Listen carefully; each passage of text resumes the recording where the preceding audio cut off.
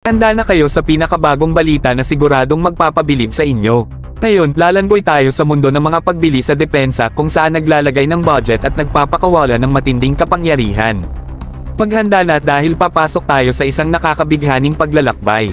Sige, simulan na natin dahil naglabas na ang Department of Budget and Management o DBM ng isang malaking pagsabog. Inilabas nila ang SARO o Special Allotment Release Order para sa Lot 1 Nanogram Philippine Navy's 60mm Mortar Acquisition Project, Kaboom. Nagsimula ang proyektong ito noong 2019 mga bro. Nag-umpisa ito sa pagbili ng ilang unit ng 60mm mortars sa pamamagitan ng United States Foreign Military Sales Program. Pero hindi lang doon nagtapos. Nakakuha rin sila ng 30 units ng 81mm mortars mula sa Expal Systems ng Espanya. Talagang nagdagdag ito ng lakas sa kanilang armas. Ngayon, talagang seryosong usapan na ito.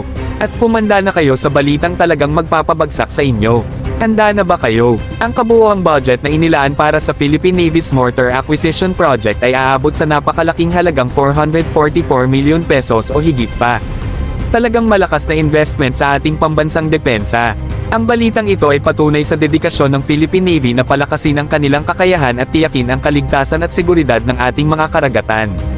Ito ay tungkol sa pagbibigay ng tamang kagamitan sa ating mga tapat na sundalo upang ipagtanggol ang ating bansa ng may kahusayan at kapangyarihan. Ito ay patunay sa walang sawang dedikasyon sa modernisasyon at paghahangad ng kahusayan. Ayun na ang malupit na balita para sa video na ito mga bro. Kung natuwa kayo sa video na ito, huwag kalimutan mag-like at mag-subscribe sa ating channel para sa mas marami pang nakakabangong balita.